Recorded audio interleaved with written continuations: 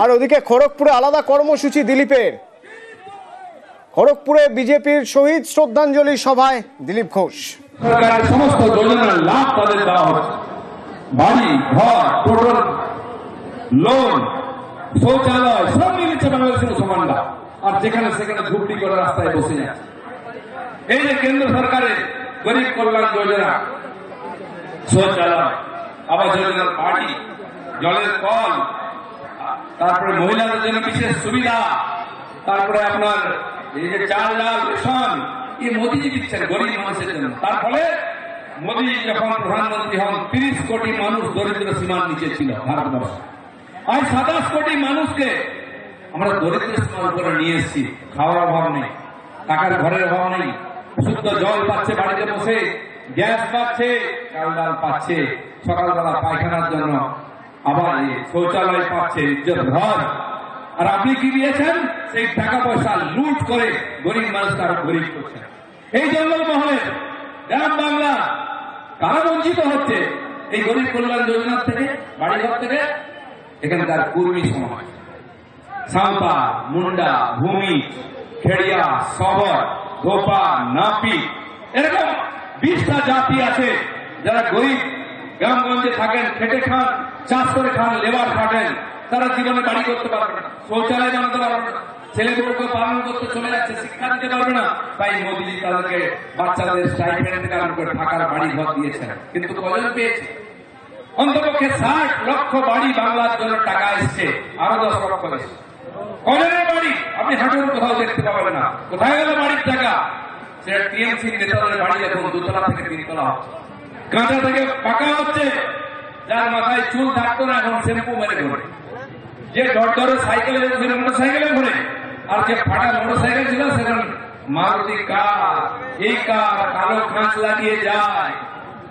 আর যে একটা বিড়ি দুবার খেত কানে নিয়ে দোকানে বসে খেত, সে সিগারেট খায় গোল গোল ধোঁয়া ছাড়া আমাদের নেতাদের দেখি।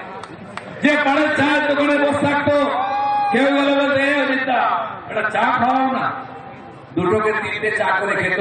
সে আমাদের দেখে বলে স্পেশাল চা খেয়ে যায়। তার বাপের টাকা, তার 14% টাকা, এই টাকা আপনার টাকা, আমার টাকা, গরিব মানুষের টাকা, গরিব কল্যাণ যোজনার টাকা, পঞ্চায়েতের জেলা পরিষদের টাকা।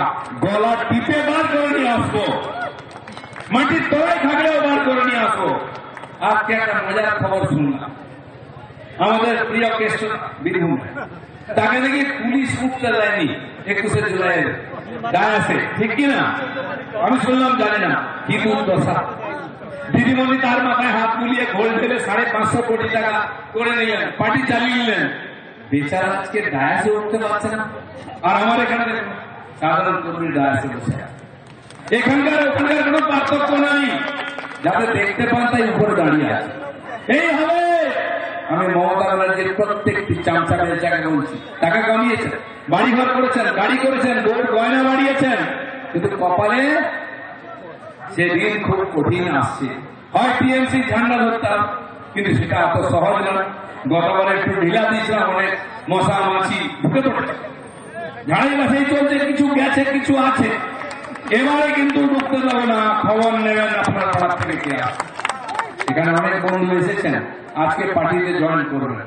আমাদের পুরনো কর্মী 21-এর পরে অত্যাচারের ভয়ে টিএমসি ঝান্ডা ধরেছে, মিছিলে হেঁটে বাড়ি ঘর ছেড়ে চলে গেছে, কিন্তু পার্টি ছাড়েনি। ভেতরে ভেতরে তারা অনেকে এসেছেন, আবার আজকে বিজেপিতে যোগদান করবেন। তাদেরকে আমি অন্তর দিয়ে স্বাগত করছি। আপনাদের জায়গায় আমাদের হৃদয় আছে, কারণ আপনিও রক্ত চলিয়েছেন, দাম জড়িয়েছেন, তবে বিজেপি বেড়েছে। সবসময় স্বাগত। কিন্তু ওই কাটমানি খোর, ওই দালাল, ওই শিক্ষক কেলেঙ্কারির লোক, তাদেরকে নেব না। যারা গরিব মানুষের জমি বাড়ি বিক্রি করে, গয়না বিক্রি করে টাকা এনেছেন দিয়েছে, তাদেরকে বিজেপির জায়গা হবে না। অনেক দালালের হাত ধরে দালাল ঢুকতে পারে, খুব সাবধান। ঢুকেছে তো গেছে, তাই আমাদের অধঃপতন।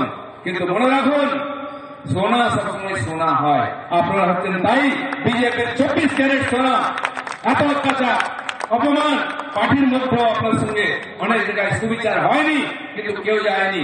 আজকে যখন এই প্রোগ্রাম হচ্ছে, 2-3 দিন আগে থেকে মিডিয়াতে চলছে কি হবে, সোশ্যাল মিডিয়ায় চলছে কি হবে। এখানে অনেক বন্ধু দাঁড়িয়ে আছেন, বসে আছেন। দুর্গাপুর থেকে কলকাতা, হুগলি হুগলি, হাওড়া, পূর্ব মেদিনীপুর, দাদা আমরা যাবো কোথায়? ওই যে আপনাদের সভা হচ্ছে, অলরেডি মেদিনীপুরের লোকেরা করছে, তোমাদের বলে তাদের কি আছে? আমরা সবাই যাবো, পুরোনো কর্মীরা আসছেন, আমরাও যাবো। আর অনেকে এসছে নাকি? আমি বলছি দেখে যান মেদিনীপুরের কর্মীরা কিরম লড়াই করে, কিরম সংগঠন করে, কিরম টিএমসির চোখে চোখ রেখে কথা বলে।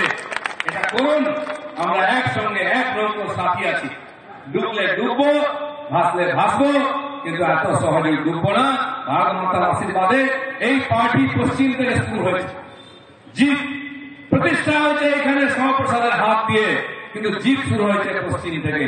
জেনে রাখুন, ভারতবর্ষের ইতিহাস বলে পশ্চিম আদি খুলিয়াছে দ্বার, সেটা আপনার সঙ্গে অনেক উপহার।